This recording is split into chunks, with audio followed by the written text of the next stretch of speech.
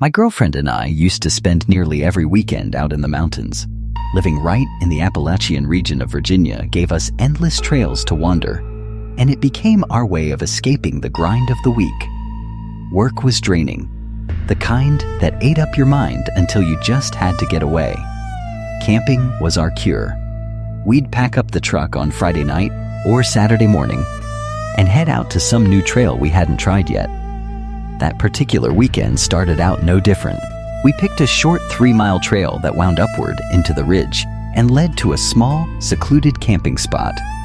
Online reviews made it sound like a known area, but still quiet enough to feel private.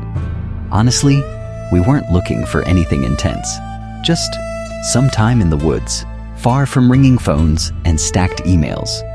It was raining as we drove out. Nothing unusual. Mountain weather in Virginia changes by the hour. We didn't even think about turning back. The drizzle streaked across the windshield, the truck humming as it carried us farther away from town. By the time we pulled off the road, we were already in that mindset of, okay, the world is behind us now. The trailhead wasn't anything fancy, just a dirt pull-off with space for a couple of cars. To our surprise, only one other vehicle sat there. Considering how many reviews the place had online, we expected more. I didn't mind. Fewer people usually meant more peace, but then my girlfriend noticed something odd. The other car's passenger door wasn't shut. It hung open just a crack, letting the rain soak the seat inside. A newer car, too. Something about it felt off. I walked over and nudged the door closed, water dripping down my jacket. No one was around, no sign of whoever owned it. We shrugged it off. People forget stuff, right? Still, as we strapped on our packs and started down the trail, that image of the open door stuck with us. You couldn't really lock a car if the door didn't latch, which made the whole thing stranger. We joked about it for a few minutes, but the jokes faded as the rain came down harder, and we picked up our pace. The climb took nearly 2 hours. Mud, rocks, and steady uphill. When the trees opened onto the flat clearing at the top, we stopped short. A tent already sat there, smack in the middle of the site. It was a one-person tent, low and narrow. Nothing like the 2-room setups you'd expect for a long stay. We figured whoever owned it was hiding inside, waiting out the storm. We didn't want to crowd them, so we set up in the far corner, the rain pounding against the nylon, while we ate a quick meal and tried to dry our gear. After an hour, we heard voices.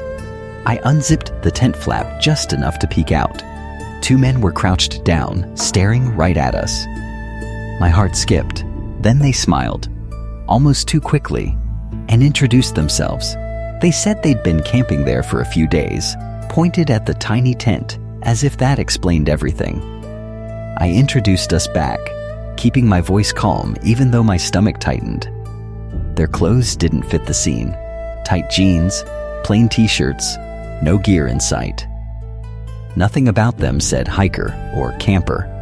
They nodded, then walked back to their little tent. I zipped ours shut, glanced at my girlfriend, and we both thought the same thing. Something was off. The rain never let up.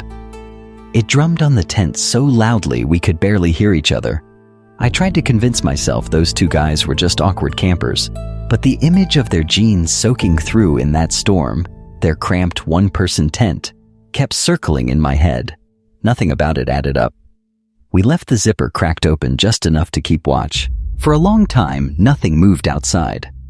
No voices, no firelight, just the dull gray haze of rain settling over the clearing. I almost started to think maybe we were overreacting. People can be weird in the woods. By the time darkness rolled in, we were worn out from the hike and the constant patter on the tarp. I closed the tent flap, crawled into my sleeping bag, and drifted off quicker than I expected. Sometime in the night, nature called. Reluctantly, I slipped on a flimsy poncho, grabbed a flashlight, and stepped outside. The rain was still falling in heavy sheets. I went behind a tree, but over the pounding rain I caught something. Voices. They weren't close, but they weren't far either. I froze, straining to hear, trying to pick out words. Could have been echoes from the valley, I told myself. Still, the sound made the hairs rise on my neck. I turned in a slow circle, beam of the flashlight cutting through the downpour. Nothing. Then my eyes caught on the little tent in the middle of the clearing. Its zipper hung open. The flap moved slightly with the wind. My stomach dropped. I stood there, rain dripping off the hood, realizing the tent was empty. They'd told us they were staying the night. So where were they? I rushed back, shook my girlfriend awake, whispering harshly about what I saw. She blinked, groggy at first, then fully awake when she heard it too. Voices. Not from the other tent this time, from behind ours. Every instinct screamed that staying put was wrong. A thin sheet of nylon wasn't protection, just a barrier we couldn't see through. I told her to shove everything back into the packs, to be ready to run if we had to. I grabbed my small pocket knife, pitiful comfort, but better than nothing, and stepped outside. The beam from my flashlight caught them. The two men, standing between the trees, just a few feet away. Their faces were blank, expressionless, their clothes plastered to their skin from the rain. They didn't move. They didn't speak. They just watched me. For a second, I froze too. The silence was heavier than the storm. Then my girlfriend peeked her head out, and that broke me loose. I yelled at her to run, pointing toward the trail. We bolted, leaving our packs and tent behind, our shoes slipping in the mud as we sprinted down the mountain. When I dared a glance back, they hadn't chased us. They just stood in the clearing, statues in the rain, watching. We didn't stop running for 10 minutes straight, lungs burning, legs trembling. Only when we were sure we'd put real distance between us did we slow to a fast walk, glancing over our shoulders every other step. At the trailhead, my heart nearly dropped again. That same car was still parked there. Its passenger door was hanging open, again. We didn't think. We jumped into our truck, slammed the locks, and tore down the road until the forest gave way to neon lights. The first gas station we found, we pulled in and called the police, still soaked, still shaking. The cops came quick, or at least it felt quick after what we had just been through. We were still in that gas station parking lot, headlights buzzing overhead, trying to explain what happened without sounding insane. I could tell the officer who took our report was skeptical. Two strange men in jeans, a door left open, voices in the rain. On paper, it sounded flimsy. But a few days later, the story deepened. The police went back up the trail to check things out. What they found chilled me. In a way I can't shake even now. That car, the one with the passenger door hanging open, belonged to an older man who'd been reported missing. He'd last been seen days before, driving into the mountains with his gear. All his belongings were gone from the vehicle, and the small tent in the clearing? That was his. Suddenly, everything made sense in the worst possible way. Those two men weren't just odd campers. They'd been using another man's car, another man's tent. Where that man ended up, no one knew.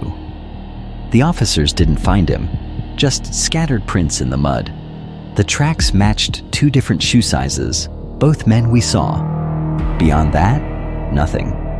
The old man never turned up, at least not while I was still following the case.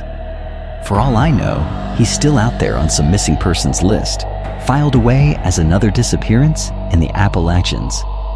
When my girlfriend and I heard, we both went pale. The reality hit like a truck. We'd been minutes, maybe seconds, from whatever fate that poor guy met. If I hadn't woken up, if we'd stayed zipped in our tent trying to ignore the voices, there's no telling what would have happened. What sticks with me most isn't the chase. It's that they didn't chase us. When we bolted, they just stood there. No anger, no rush to grab us. Just those empty faces, letting us run. That image burned itself into my memory. Two figures, rain streaming off them, clothes clinging, eyes locked on me with nothing behind them. No humanity, no hesitation. Like predators that had already decided we weren't worth the effort, or maybe were waiting for another chance. After that night, I couldn't go camping the same way. My girlfriend couldn't either. We used to think of the woods as freedom. After that, it felt like a trap. Wide open, yes, but isolating. Too easy for someone to watch, to wait. Even years later, when I got older and my job sent me traveling across the country, I'd still carry that night in my head. Hotels, airports, office buildings, they all felt safer than the quiet of the forest. But the irony, being on the road meant I found myself in more isolated places than ever, and trouble has a way of finding you. Work had me traveling a lot in my late 20s. Usually it was airports, hotels, conference rooms, the kind of cycle that eats up weeks before you realize where you've even been. Most trips left no time to breathe, let alone explore. But one job in Pennsylvania wrapped a day early, and I suddenly had 24 hours to myself. I figured I'd use it right. I pulled up a trail on my phone, one that wound 6 miles through thick forest before circling back. The pictures online showed tall trees, light filtering through the canopy, a quiet kind of beauty that reminded me why I used to love hiking. That morning, I had to run to a store to grab some gear, cheap hiking pants, a water bottle, a small pack. I hadn't planned on outdoor time, but something in me wanted it. Maybe I thought it would feel like old times, before the night in Virginia ruined this woods for me. The drive was an hour, long enough to leave the city and push into rolling green hills. When I parked at the trailhead, the lot was empty. Not a single car. At first I felt lucky, an entire trail to myself. But the silence that hung there should have tipped me off. The first hour was bliss though. The path cut between tall maples and oaks. The air clean in a way city air never is. My boots scuffed against leaves. Birds flickered in the branches overhead. I started to relax, even hum to myself. That's when I saw him. Up ahead, on the right side of the path, a man sat slumped against a tree. His head drooped forward, hood pulled over his face. For a second, I thought he might be asleep. But as I drew closer, he lifted his chin and stared. The stare wasn't casual. His eyes followed me, unblinking. Even as I passed, I nodded out of politeness, mumbled a hey. But he didn't answer. Just kept watching. I walked faster, suddenly aware of how alone I was. Every few minutes, I glanced back. The trail curved, trees closing in, and I couldn't see him anymore. My pulse slowed, though unease lingered. 2 hours in, I stopped to eat. I found a fallen log, dropped my pack, and pulled out a snack. That piece lasted maybe 3 minutes before movement on the path made my stomach clench. It was him. The hooded man walked toward me at a steady pace. He was far enough away that I could have ignored it, but I didn't want to. I stuffed my food back into the bag and slung it over my shoulders, pretending I just happened to be leaving. I moved quickly down the trail. A minute later, I heard it. Footsteps pounding, closing in fast. When I spun, he was jogging toward me. He slowed when he reached me, but not in a normal jogger's way. He stopped right in front of me, standing close enough that I could see raindrops clinging to the fabric of his hoodie. His breathing was calm, too calm for someone who'd just been running. He didn't say hello. He didn't ask for directions. He just reached into his pocket, pulled something out, and held it toward me. "I think you dropped this," he said. It was a wallet, old leather, worn around the edges. I stared at it confused. "That's not mine," I said. My hand instinctively patted my pockets. I'd left my actual wallet back at the hotel. I knew it wasn't mine. "Yes, it is," he replied flatly. "Take it." The words weren't a suggestion. They were sharp, edged with something that made my chest tighten. I shook my head. "No, really, it isn't mine." His eyes narrowed. Anger flickered there, quick and dangerous. "It's yours." You dropped it. There are moments where your brain screams to leave, but your body betrays you. I didn't want to take it, but I felt cornered. The trail was empty. No one else was coming. I forced myself to reach out, grabbed the wallet, muttered a shaky, "Okay." Instantly, his demeanor shifted. His face relaxed. A smile tugged at his mouth. "You're welcome," he said, like he'd just done me a favor. Then he turned, walking back down the trail as if nothing had happened. I stood frozen, clutching the useless piece of leather. Finally, I flipped it open. Empty. Every slot, every pocket, nothing. It made no sense. Why insist it was mine? Why force me to take it? I didn't want to find out. I shoved it into my bag and kept moving, putting as much distance between us as I could. The trail stretched ahead, but every crack of a twig behind me made my heart jump. By the time the sun tilted westward, I could see the clearing where I'd parked. Relief washed over me until I noticed a shadow. On the ground, stretched across the front of my car, was the outline of someone crouching. I froze mid-step. The shadow shifted slightly, like whoever it was had adjusted their weight. My pulse pounded in my ears. Running back into the woods felt just as dangerous as approaching the car. Slowly, I slipped my hand into my pocket, feeling for the keys. Then I angled my steps, heading toward the passenger side instead of the driver's. My thumb clicked the unlock button. I pulled the door open and dove inside. The second I did, the figure launched up from behind the car. He sprinted for the driver's side, yanking the handle, but I slammed the lock down just in time. It was him, the same man. His face was twisted now. No calm, no smile, just rage. He banged on the glass, shouting, "Give me the wallet! Give it back!" I scrambled across the seat, jammed the key into the ignition, and threw the car in reverse. His hands slapped against the window, smearing sweat and rain. But the tires gripped and I lurched backward onto the road. He chased a few steps, then stopped, retreating into the trees as my headlights swung across him. I didn't slow down until the forest thinned and the road widened. My knuckles were white on the steering wheel, the wipers struggling to clear the spray of rain and foam.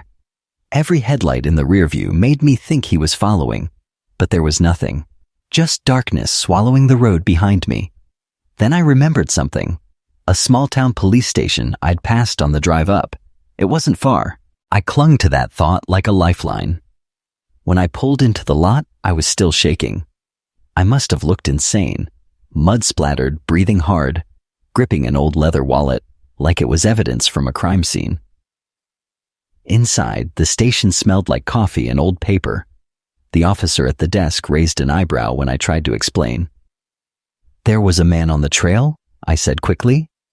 "He tried to stop me, forced this on me." I held out the wallet. Then he tried to get into my car. He wouldn't stop. He kept screaming that it was mine. The officer took the wallet, flipping it open with a frown. "Empty," he muttered. He asked me to describe the man. Hoodie, thin build, strange intensity. But I could tell by his expression he'd heard stranger stories before.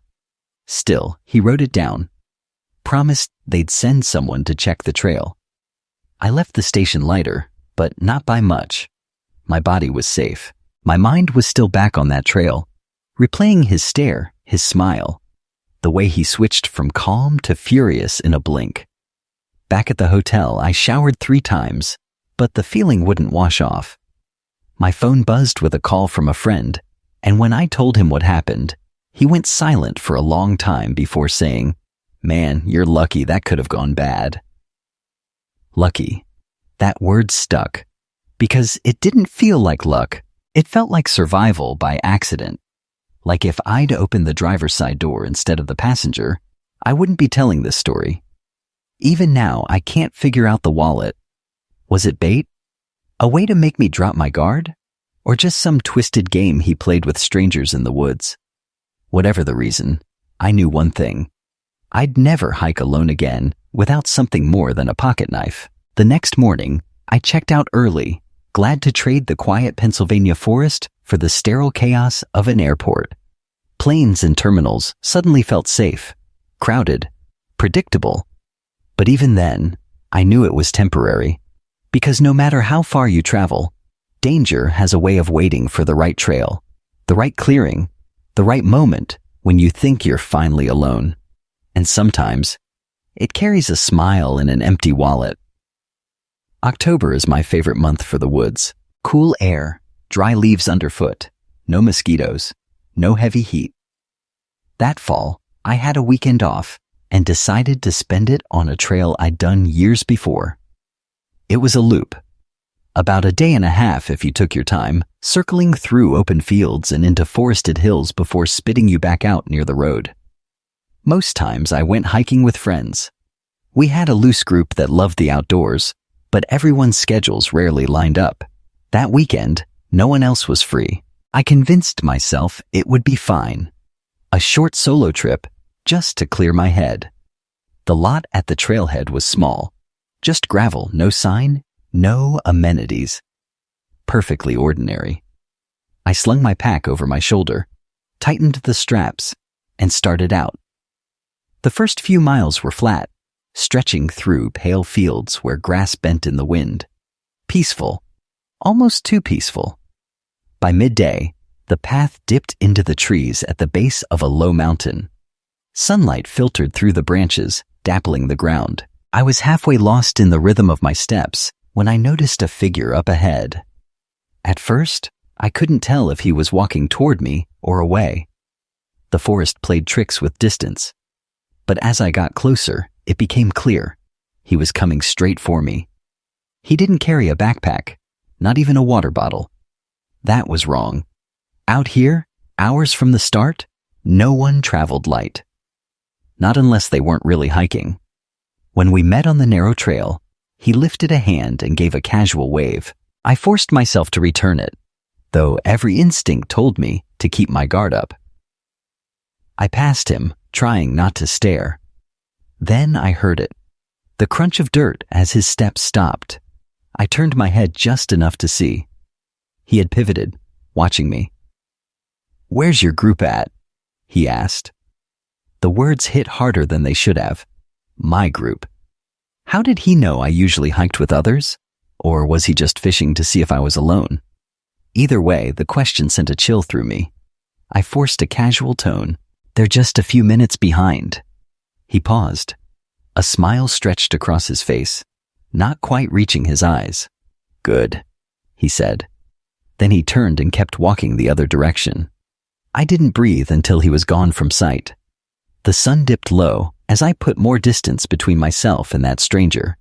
His smile replayed in my head, the way he asked about a group like he was checking off a box. I needed space, so I veered off the main trail and found a flat patch of ground half a mile into the trees, hidden enough that anyone walking by wouldn't see me right away. I set up my tent quickly, hands moving on instinct. The forest settled around me, birds fading into silence, replaced by the crack of branches in the wind. I tried to eat, tried to relax, but every sound pressed against my nerves. By the time I crawled into my sleeping bag, the woods were black. I lay there staring at the nylon roof, telling myself the guy had kept moving, that he was long gone by now. Hours passed, or maybe minutes. It was impossible to tell before I heard it. Footsteps. Soft at first, crunching leaves and breaking twigs. Human. Not an animal. They came from behind the tent, closing in slow, deliberate. My breath caught. I froze, straining to listen. The steps stopped. Silence swallowed the woods. I waited for them to fade, for whoever it was to walk away, but nothing came. The air grew heavy. I was certain someone was out there, standing just feet away, listening as I listened. Minutes dragged into hours. My body ached from lying so still, my ears ringing from the effort of trying to catch the faintest sound. But there was nothing. Nothing except the knowledge that if they'd left, I would have heard it. When dawn finally bled into the sky, I couldn't take it anymore. I unzipped the flap just enough to peek out. The forest looked calm, empty, almost welcoming. But my gut twisted. I stepped out, scanning the trees. Quiet. Too quiet. I forced myself to break camp, rolling up the tent with hands that shook. I kept looking over my shoulder, expecting someone to appear from the shadows. Then I saw them. Prints. Clear shoe prints pressed deep into the dirt behind a tree, just feet from where I'd slept. I stopped breathing. They were real. I hadn't imagined it. Someone had stood there in the dark, close enough to hear me shift in my sleeping bag, close enough to wait for me to unzip that tent. I didn't look for more tracks. I didn't want to. I shouldered my pack and bolted back toward the main trail, every muscle tight, every noise magnified. I wasn't hiking anymore. I was fleeing. Back on the trail, the choice tore at me. Keep moving forward or turn back the way I came. Logic said finishing the loop would be faster. But logic didn't matter anymore. Whoever had stalked me probably expected I'd keep going deeper. So I turned around. Every step was a battle with the urge to run. My boots crunched too loudly on the dirt. The forest pressed close, every branch snapping like a warning. I kept glancing behind me, certain I'd see him stepping out of the trees. Hours dragged by. The sun rose higher, warming the ground, but it didn't comfort me. I was too aware of how isolated I was. Miles of forest in every direction.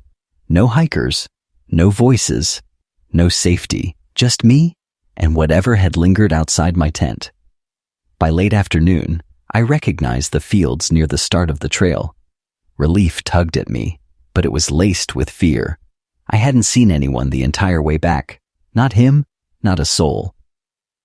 Was he gone? Or was he waiting? When I reached the gravel lot, the sight of my car nearly made me cry. I scanned the area twice before stepping closer, checking the ground for prints. Nothing obvious, but that didn't ease the knot in my stomach. I unlocked the door quickly, sliding inside and locking it behind me. For a long moment, I just sat there gripping the wheel, heart racing, half expecting a face to appear in the window. But nothing happened. The woods stood still, as if they hadn't been hunting me all night. I started the engine and pulled out, gravel spraying under the tires. The rearview mirror showed nothing but empty road, but I didn't stop checking it for miles. When I finally reached town, I called my friends, telling them everything. The stranger on the trail, the fake smile, the question about my group, the prints outside my tent. Their silence on the other end told me what I already knew. I was lucky. That night, I called the local police. They took the report politely, promised to look into suspicious activity on the trail, but I could hear it in their voice. Without a face, without a name, without anything but footprints in the dirt, there wasn't much they could do. Still, reporting it felt like the only way to close the loop. But even now, when I think back, I see those prints. Inches from where I'd slept, proof that someone had been watching in the dark, waiting. And that knowledge is worse than any chase. It's been years since those nights in the woods. Virginia with the two silent men, Pennsylvania with the wallet, and that October loop trail with the stranger who tracked me to my tent. But they've stayed with me, stitched into the back of my mind like scars that never really fade. People always imagine the wilderness as dangerous because of animals, storms, accidents. But the truth? The most terrifying thing out there is people. People who don't fit, who don't make sense, who step into your world with intentions you'll never fully understand until it's too late. What haunts me isn't just what they did, it's what they didn't do. The men in Virginia never lunged, never chased. They just stood there watching, as if deciding.